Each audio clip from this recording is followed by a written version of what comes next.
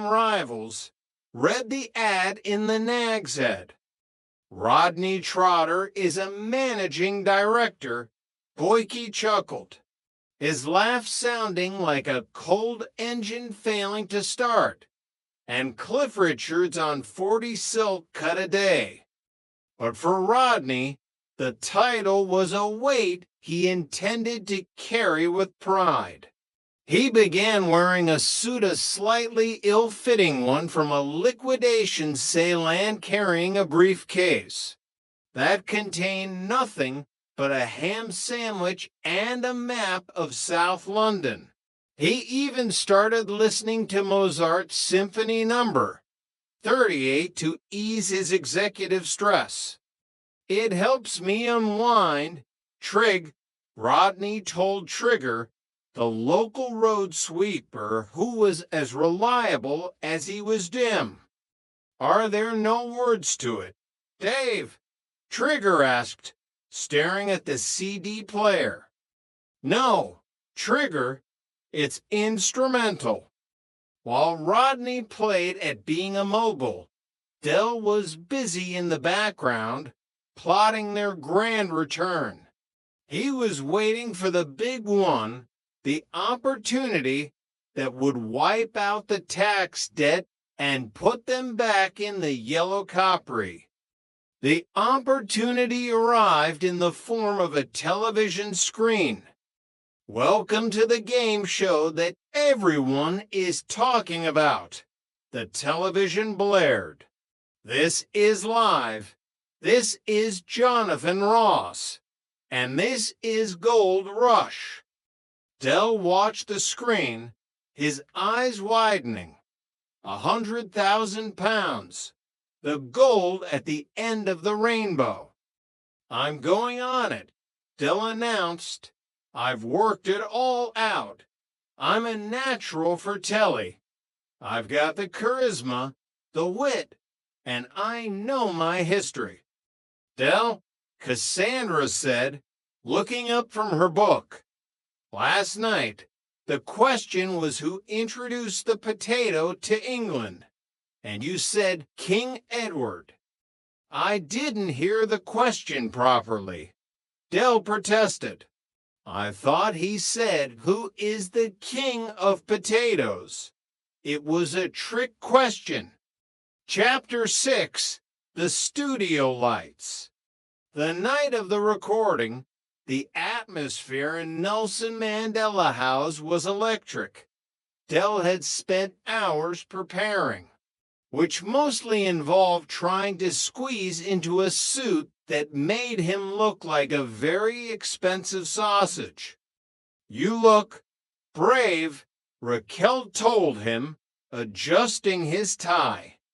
Rodney and Cassandra stayed behind to mind the business, which really meant waiting by the phone in case a legitimate customer accidentally called. The studio was a blur of neon lights and cheering crowds. Jonathan Ross, flamboyant and quick-witted, moved through the contestants like a shark through a school of tuna. And finally, Ross announced, "We have Derek Trotter from Peckham, a businessman who enjoys fine wines, the theater, and 16th century Italian Renaissance art." "Lovely jubbly," Del whispered to himself, flashing a thumb at the camera. The game was a roller coaster.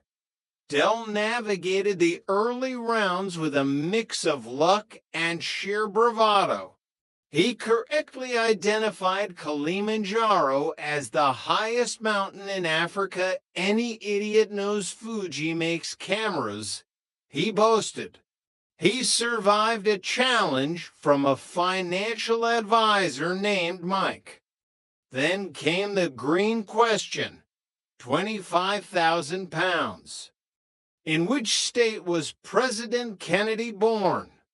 Ross asked. Del paused. He thought of the assassination. He thought of the motorcade.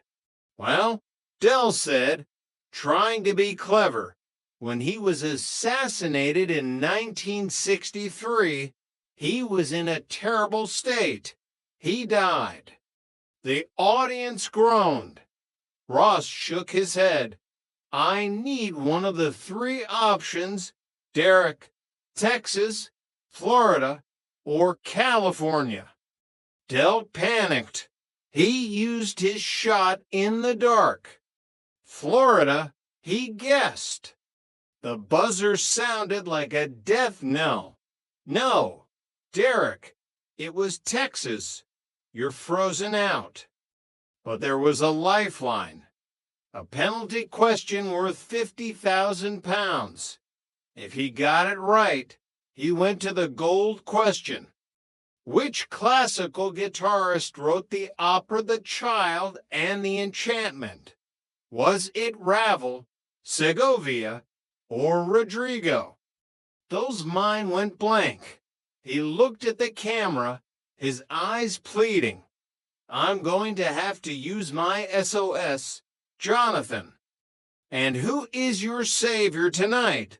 Derek. My brother, Rodney. He's at home, taking care of business.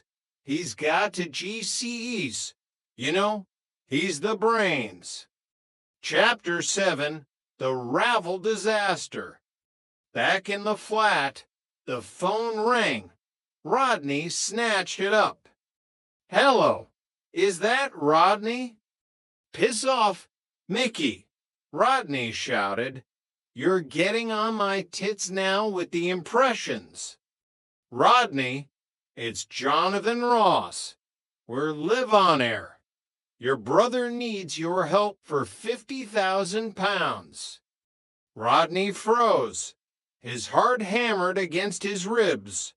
Oh, my God. Hi, Jonathan. How are you? We don't have time for pleasantries. Rodney, here's the question. Which classical guitarist wrote the opera The Child and the Enchantment? Ravel, Segovia, or Rodrigo? Rodney didn't hesitate. He had studied art. He had executive stress music. It's Ravel, Dell, 100%. I'm certain. You heard him. Dell shouted in the studio. I'll go with Ravel. There was a pause. A long, agonizing silence that seemed to stretch across the whole of London. Derek, Jonathan Ross said, his voice filled with genuine regret. That was the wrong answer. It was Segovia. Ravel was a composer, but he wasn't a classical guitarist in that context. You've lost everything. You're frozen out. The world collapsed. Dell kicked the podium. The audience gasped. In Peckham. Rodney dropped the phone. The dial tone sounding like the final notes of a funeral march. Chapter 8, The Aftermath. Dell returned to the flat hours later. He looked like a man who had been through a car wash without the car. I was certain, Rodney moaned, slumped on the sofa. I could have sworn it was Ravel. Even Cassandra thought it was Ravel. Well, you're both a pair of dipsticks, aren't you? Dell snapped, though the fire had gone out of him. Everyone knows Ravel makes shoes. It was a trick question. They sat in silence, the weight of the 40-9-1,000 debt pressing down on them. The dream of the gold was gone. They were back where they started, bankrupt, tired, and stuck in a flat with a ghost of an uncle and a child who thought he was a gangster. Then the phone rang again. Dell picked it up. What? No.